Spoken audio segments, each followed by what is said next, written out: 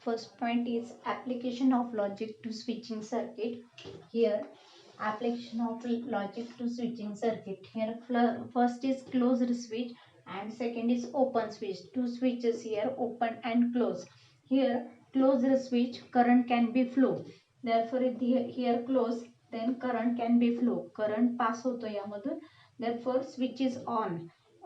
Therefore this is a true statement. On असेल तर true statement असेल and its truth value t असेल आणि बायनरी सिस्टीम मध्ये 1 येणार आहे. In circuit diagram 1 0 use here, t in truth table t f use and in switching circuit 1 0 use. आता इथं ओपन स्विच मध्ये काय होणार आहे, करंट फ्लो होणार नाही ओपन स्विच असल्यामुळे. Current cannot be flow, therefore which is false statement. हे फॉल्स स्टेटमेंट असेल आणि म्हणजे ऑफ असणार आहे, स्विच ऑफ असेल म्हणजेच एफ आणि म्हणून 0. तर हे ओपन स्विच साठी असणार आहे आणि हे क्लोज स्विच साठी असणार आहे. आता आपण ट्रूथ टेबल नुसारच ह्याचे स्विचिंग टेबल्स तयार करणार आहे. फक्त इथं ट्रूथ टेबल मध्ये आपण टी एफ यूज केलं होतं. आता आपण स्विचिंग सर्किट मध्ये 1 0 यूज करणार आहे. टी च्या ऐवजी 1 करणार आहे आणि एफ च्या ऐवजी 0 करणार आहे. तर आपण सेम टेबल जे कंजक्शन डिस्जंक्शन निगेशनचे रूल जे आहेत ते आपण जसे ट्रूथ टेबल मध्ये यूज केले तसेच आपण इथं यूज करणार आहोत. फक्त आपल्याला 3च रूल यूज करायचे, कंजक्शन डिस्जंक्शन आणि निगेशन, फक्त ह्या स्विचिंग टेबल्स मध्ये. ठीक आहे, आता याचा आपण यूज करणार आहोत. लक्षात आलं. क्लोज असेल तर ऑन म्हणजेच ट्रू म्हणजेच 1. ओपन स्विच मध्ये करंट फ्लो होत नाही त्यामुळे ऑफ, फॉल्स स्टेटमेंट एफ आणि 0 ऑफ असल्यामुळे.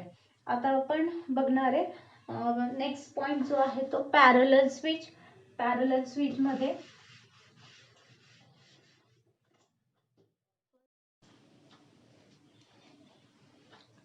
switches and logical connectivities. First we will study switches in parallel. Therefore two switches are in parallel. Therefore the switch S1 or S2 both are closed.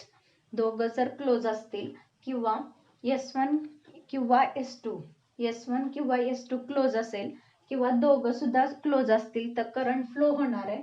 आणि जर दोघं open असतील S1 आणि S2 दोन्ही switches जर open असतील तर current flow होणार नाही. Two switches connected in parallel. Two switches जर एकमेकांना पॅरलल पोझिशन मध्ये कनेक्ट असतील तर आपण त्या दोन स्विचेसला स्टेटमेंट्स कन्सिडर करणार आहे, टू स्टेटमेंट्स, आणि त्यांच्यामध्ये काय असेल, डिस्जंक्शन कनेक्टिव्हिटी असणार आहे. जर टू पॅरलल जर असतील तर आपल्याला डिस्जंक्शन यूज करावं लागतं. आणि two switches in parallel, therefore parallel position means what, here first switch S1 and second switch is S2. This is two in parallel position. Therefore this is parallel switches. Here battery and lamp. Current flow here plus minus, current is flow. Therefore here lamp is on. जर तुमचे दोन्ही switches आपल्याला close पाहिजेत, म्हणजे दोघं close असतील तर काय होणार आहे, करंट इथं दोघांमधून पास होऊन इथं लॅम्प लागेल. किंवा हा S1 तरी क्लोज पाहिजे, S2 तरी क्लोज पाहिजे, एक कुठला तरी क्लोज पाहिजे यामध्ये म्हणजे एक कुठला तरी चालू पाहिजे. हा जर चालू असेल तर करंट इथून पास होऊन आपला लॅम्प लागेल. हा जर चालू असेल तर करंट इथून पास होऊन लॅम्प लागेल. म्हणजे आपल्याला दोन्हीपैकी एक कुठला तरी स्विच चालू पाहिजे किंवा दोन्ही चालू असतील तरी चालेल, पण दोन्ही ओपन नकोत. दोन्ही क्लोज पाहिजेत किंवा एक कुठला तरी क्लोज पाहिजे. त्याच्यामुळे काय होईल, करंट आपला इकडे पास होऊन करंट फ्लो होऊन लॅम्प लागेल. आणि आपण S1 साठी टी स्टेटमेंट कन्सिडर करणार. T means the switch S1 is close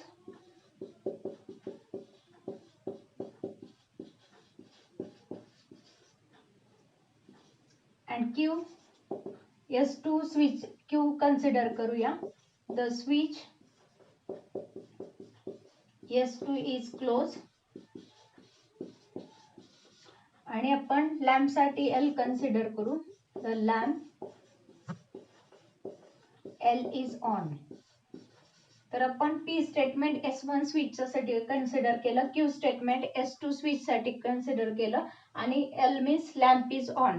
तर आपल्याला लॅम्प ऑन होण्यासाठी हे दोन स्विचेस जे आहेत त्याच्यासाठी आपण P स्टेटमेंट कन्सिडर केले आणि दुसऱ्यासाठी Q कन्सिडर केले. आता हे दोन स्विचेस पॅरलल आहेत म्हणजे आपल्याला काय करावं लागेल, डिसजंक्शन कनेक्टिव्हिटी यूज करावी लागेल. जर दोन पॅरलल मध्ये असतील तर आपल्याला डिसजंक्शन कनेक्टिव्हिटी यूज करावी लागते. आता आपल्याला बाय ट्रूथ टेबल कसं करता येईल, जसं आपण स्विचिंग टेबल इनपुट आउटपुट बघणार आहे, जसं आपण ट्रूथ टेबल केलेलं आहे तसंच आहे, फक्त T च्या जागी आपण 1 रिप्लेस करणार आहे आणि F च्या जागी आपण 0 रिप्लेस करणार आहे. आता आपण इनपुट आउटपुट टेबल बघूया.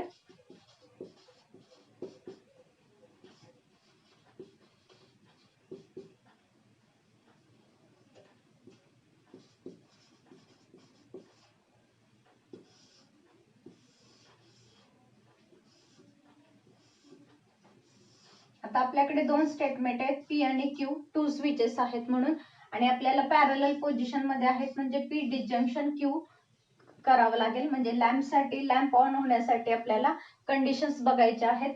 तर आपण जसं ट्रूथ टेबल मध्ये TTFF घेतलं तसंच आपण इथं काय घेणार आहे आता 1100 म्हणजे 1100. जसं पहिल्या स्टेटमेंटला TTFF घेत होतं ट्रूथ टेबल मध्ये, आता स्विचिंग टेबल मध्ये फक्त T च्या जागी आपण इथं 11 घेणार आहे आणि F च्या जागी आपण 00 घेणार आहे.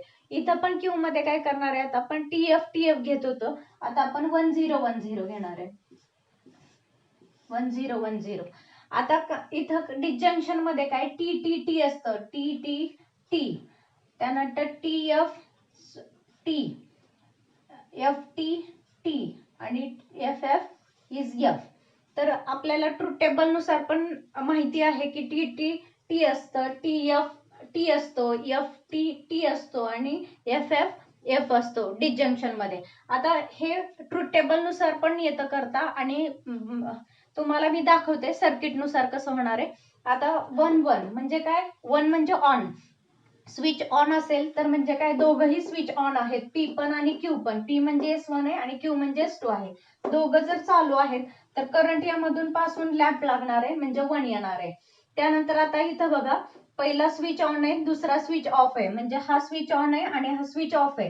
हा स्विच ऑन असल्यामुळं म्हणजे चालू असल्यामुळं काय होणार आहे, करंट यामधून पासून लॅम्प लागेल, त्यामुळे इथं 1 आलेलं आहे. आता दुसऱ्या कंडिशन मध्ये बघा 01. आता पहिला ऑफ आहे 0 म्हणजे, आणि दुसरा जो आहे Q आपण म्हटलेला आहे त्याला, तो ऑन आहे. मग 01, तर हा खालचा ऑन आहे, इकडचा ऑफ आहे, तर खालून करंट पास होऊन आपला लॅम्प लागणार आहे, त्यामुळे इथं लॅम्प आपला लागलेला आहे म्हणून 1 आलेला आहे. आता इथं शेवटच्या कंडिशन मध्ये काय, दोघं पण 0 आहेत म्हणजे दोघंही ऑफ आहेत. आता हे दोन्ही स्विचेस जर ऑफ असतील तर करंट यामधून पास होईल का, नाही. मग करंट फ्लो पास नाही झाला तर लॅम्प लागेल का, नाही लागणार, therefore 0. तर या पद्धतीने तुम्हाला यामध्ये आपण 10 का घ्यायचं आणि ट्रूथ टेबल मध्ये आपण TF घेतो कारण ते लॉजिकली असतं म्हणून TF आपण घेतो. आणि इथं आपल्याला बायनरी सिस्टीम यूज करावी लागते 10. तुम्हाला माहिती आहे कॉम्प्युटर आपली बायनरी सिस्टीम ऍक्सेप्ट करते, त्यामध्ये आपल्याला 01 बायनरी सिस्टीमच यूज करावी लागते, म्हणून आपण 10 असंच यूज करतो. 0 म्हणजे ऑफ असतं आणि 1 म्हणजे ऑन असतं, आणि T साठी आपण ऑन कन्सिडर करतो म्हणजेच 1 कन्सिडर करतो, आणि 0 म्हणजेच काय, F म्हणजेच आपण ऑफ. या पद्धतीने आपण एकमेकांचे रिलेशन्स आहेत. आणि पॅरलल म्हणजे डिसजंक्शन मध्ये येतं आणि सिरीज मध्ये जर स्विचेस असतील तर कंजक्शन यूज करावं लागतं. तर आपल्याला 3 प्रकार आहेत यामध्ये, कंजक्शन, डिसजंक्शन म्हणजे पॅरलल, त्यानंतर सिरीज आणि कॉम्प्लिमेंट, एकमेकांचे कॉम्प्लिमेंट आहेत, ते आपण पुढे बघणारच आहोत. तर असे 3 प्रकार आहेत यामध्ये स्विचिंग सर्किट मध्ये. तर आपल्याला ह्यामध्ये बघितलं पॅरलल स्विचेस, त्यानंतर ते कसे असतात त्याची डायग्राम स्विचिंगची, आणि इथं नंतर इनपुट आउटपुट टेबल कसा असतो तो आपण इथं बघितला. ठीक आहे.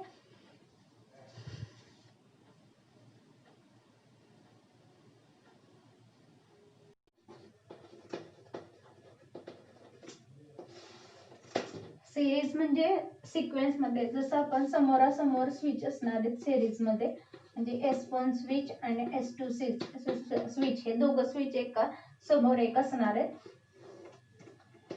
करंट इथून पास होऊन हा लॅम्प आहे करंट इकडून पास होऊन S1 S2 स्विच मधून इकडे येणार आहे.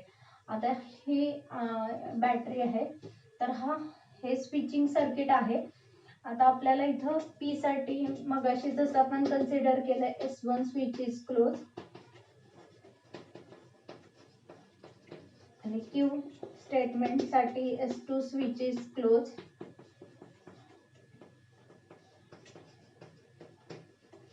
आणि इथं आपण L means lamp L is on. आता बाय सिम्बॉलिकली इथं S1 डिसजंक्शन S2 येणार आहे, कारण दोन्ही स्विचेस कशा आहेत सिरीज मध्ये असतील तर आपण कंजक्शनचा यूज करतो आणि पॅरलल असेल तर आपण डिसजंक्शनचा यूज करतो, लक्षात ठेवा.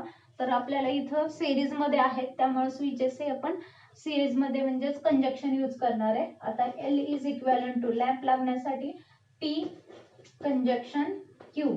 तर P कंजक्शन Q जर आपण इनपुट आउटपुट टेबल तयार केलं तर आपल्याला कळेल की लॅम्प आपला कधी लागणार आहे आणि लॅम्प आपला कधी बंद असणार आहे. आता आपण इनपुट आउटपुट टेबल तयार करूया.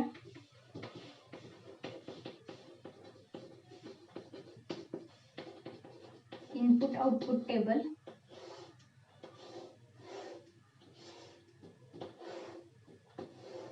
हे दोन स्विचेस आहेत P आणि Q आणि P कंजक्शन Q. आता आपल्याला कंजक्शनचा यूज करायचा आहे कारण आपलं स्विच सिरीज मध्ये आहे.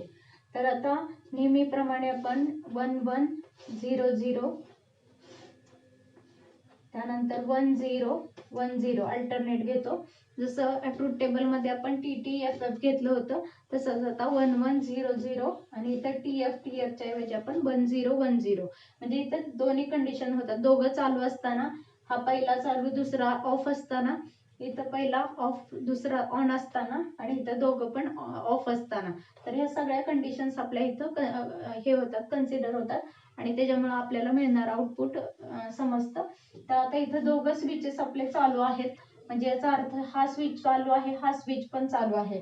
म्हणजे इथून आपला करंट पास होणार आहे आणि इथून पण पास होणार आहे आणि आपला लॅम्प लागणार आहे, त्यामुळे इथं 1 येणार आहे. म्हणून T नेहमी T असतं कंजक्शन मध्ये.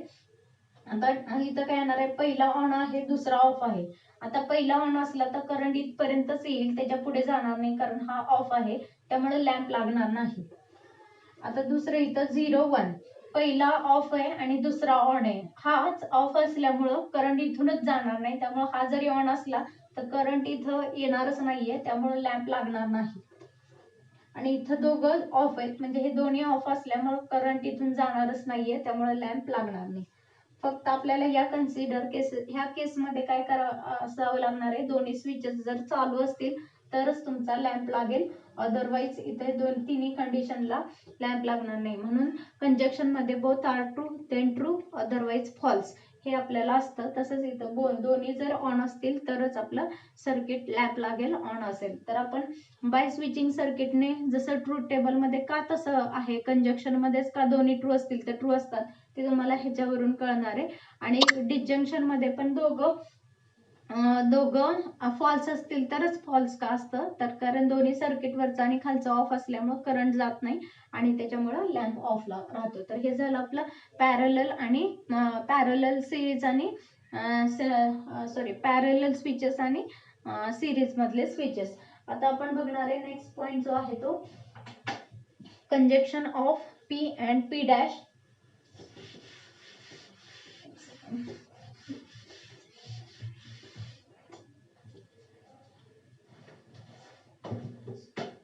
नेक्स्ट आपण बघणार आहे complementary switches. Third point last is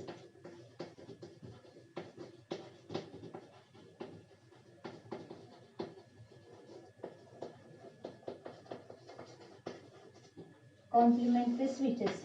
आता कॉम्प्लिमेंटरी स्विचेस म्हणजे काय, जर समजा हा S1 स्विच आहे, हा S1 स्विच आहे, तर त्याचा कॉम्प्लिमेंट जो असणार आहे तो S2 आपण कन्सिडर केला.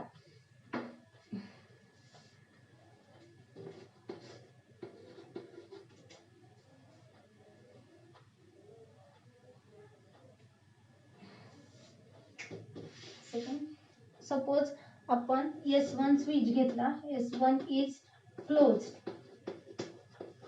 S1 स्विच क्लोज आहे आणि S2 स्विच इज ओपन. तर हा क्लोज आहे आणि हा ओपन आहे, म्हणून आपण काय म्हणणार, S1 ला S1 is called S2 is called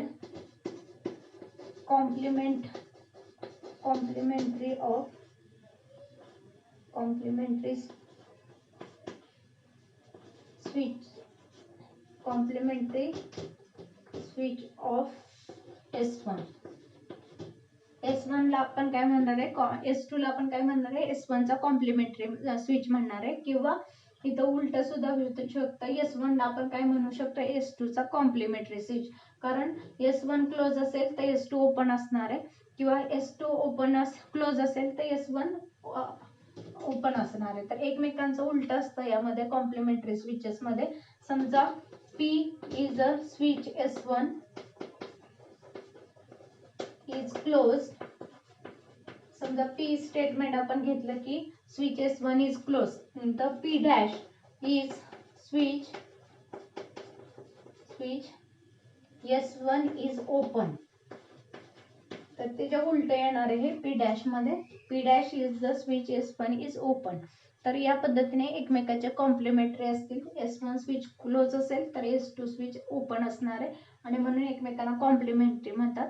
तर S1 and it is denoted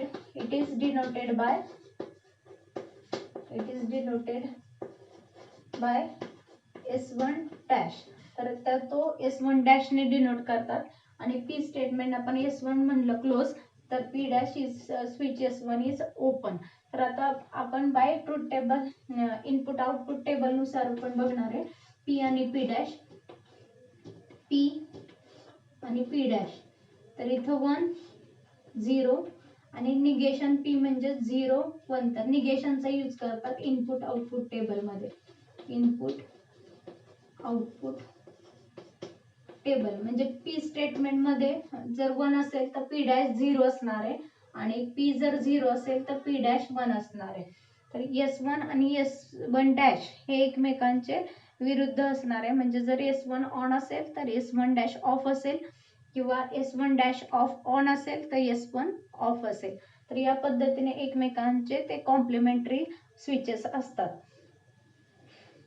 आता आपण नेक्स्ट पॉइंट बघणार आहोत, connection of P and P dash in parallel and series.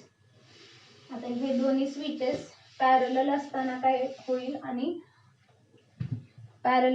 काय होईल आणि सिरीज मध्ये काय होईल. पहिलं आपण बघणार आहे connection of P and P dash in series. Connection of P and P dash in series.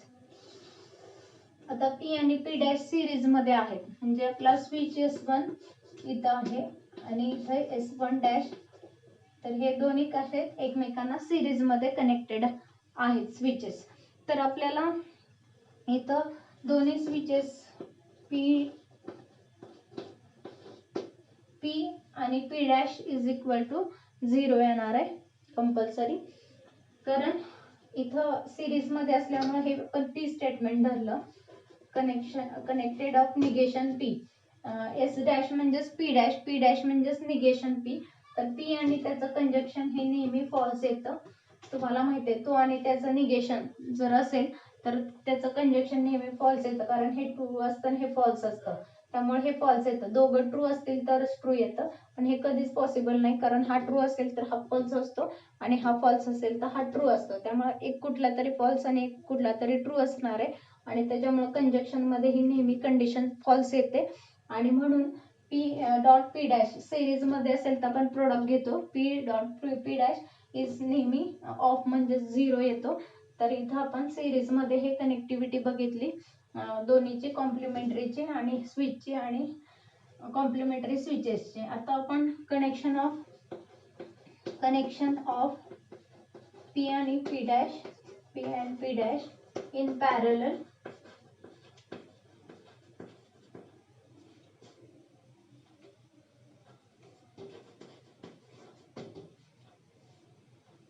आता आपण पॅरलल मध्ये बघणार आहे कंडिशन. आता दोन स्विचेस एकमेकांना पॅरलल असतील म्हणजे S1 आणि हा S1 डॅश म्हणजेच त्याचा कॉम्प्लिमेंट. हे जर एकमेकांना जर पॅरलल असतील तर काय होणार आहे, हा P डिसजंक्शन निगेशन P, हा निगेशन P असणार आहे, P डिसजंक्शन निगेशन P. आता हा ट्रू असला की हा फॉल्स असणार आहे, हा फॉल्स असला की हा ट्रू असणार आहे. त्यामुळे ही व्हॅल्यू ट्रू येते नेहमी, कारण एक कुठलाही ट्रू असतो यामध्ये आणि एक जरी ट्रू असेल तर ट्रू येतं.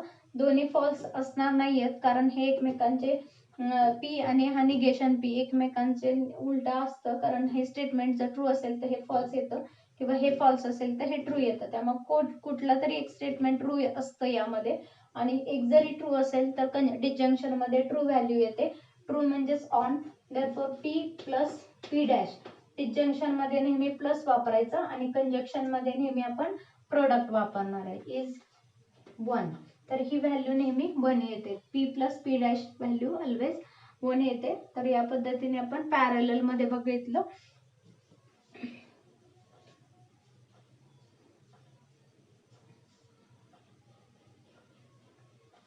आता काही आपण नोट बघणार आहोत. नोट्स मध्ये T is tautology and C is contradiction. Therefore first note is P conjunction T is equivalent to P. P conjunction T नेहमी P येतं. त्यानंतर दुसरं P disjunction T हे T येतं. त्यानंतर तिसरी नोट P कंजक्शन C हे नेहमी C येतं. आणि चौथं P conjunction T, P disjunction T, P conjunction C आणि P disjunction C ही व्हॅल्यू P येते. आता थोडक्यात मी तुम्हाला सांगते, इथं C हे कोणतेही स्टेटमेंट असू दे, P असो Q असू दे किंवा P कंजक्शन Q असू देत, हे कोणतेही स्टेटमेंट किंवा मोठे मोठे स्टेटमेंट असू देत, तर यामध्ये ही T ही सगळ्यात मोठी व्हॅल्यू असते आणि C सगळ्यात लहान व्हॅल्यू असते आणि इन बिटवीन हे व्हॅल्यूज असतात. म्हणजे for example he value 0 in between point मध्ये व्हॅल्यू असणार आहे PQच्या आणि ही व्हॅल्यू 1 असणार आहे. तर प्रोबॅबिलिटी मध्ये जर सगळ्यात लहान व्हॅल्यू 0 असते आणि मोठी व्हॅल्यू 1 असते आणि इन बिटवीन बाकीच्या स्टेटमेंटच्या व्हॅल्यूज असतात, तसंच आपण इथं बघणार आहे. आता कंजक्शन जर असेल दोघांमध्ये तर लहान व्हॅल्यू बाहेर येते आणि डिसजंक्शन असेल तर दोघांमधली मोठी व्हॅल्यू बाहेर येते. आता आपण इथं बघूया दोघांमध्ये कंजक्शन आहे. कंजक्शन मध्ये म्हणजे दोघातली लहान व्हॅल्यू कोणती आहे, P, कारण T सगळ्यात मोठी व्हॅल्यू असते त्यामुळं इथं P येणार आहे. आता इथं डिसजंक्शन सिम्बॉल आहे. डिसजंक्शन मध्ये सगळ्यात मोठी व्हॅल्यू कोणती ती बाहेर येते. आता ह्यातली मोठी व्हॅल्यू कोणती आहे, T, त्यामुळे इथं T आलं. कंजक्शन मध्ये आता बघा दोघातली लहान व्हॅल्यू बाहेर येते. C सगळ्यात लहान असतो कॉन्ट्रॅडिक्शन, त्यामुळे C येणार आहे. आता इथं डिसजंक्शन आहे म्हणजे दोघातली मोठी व्हॅल्यू घ्यायची, तर दोघातली मोठी व्हॅल्यू P असणार आहे कारण C सगळ्यात लहान व्हॅल्यू असते तर P येणार आहे. तर या पद्धतीने जसं कंजक्शन असेल तर सगळ्यात दोघांमधली लहान व्हॅल्यू बाहेर काढायची आणि डिसजंक्शन असेल तर सगळ्यात मोठी व्हॅल्यू बाहेर काढायची.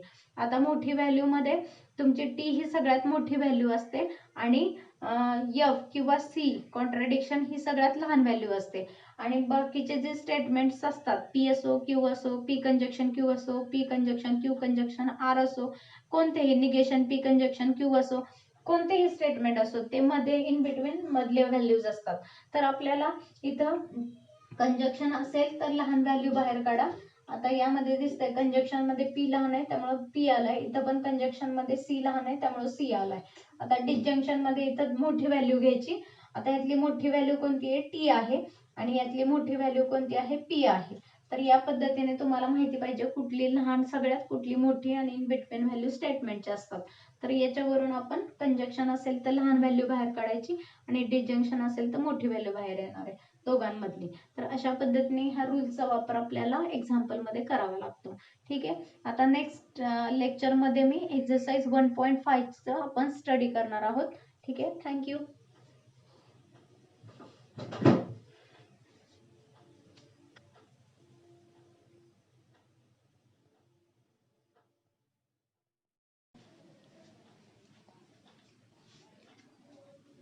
हाय स्टुडंट्स, कसे आहात सगळे? आम्ही सगळे टीचर तुम्हाला मिस करत आहोत, कारण ती जी वर्गातली मजा होती ती आता गेलेली आहे. टीचिंग करतानाही आम्हाला थोडंसं एक वेगळं वाटतं की मुलं पुढं नाहीत आणि आम्ही ऑनलाईन टीचिंग करत आहोत. पण आता ह्या कोरोनामुळे आपल्याला अशा पद्धतीने टीचिंग करणं गरजेचं आहे.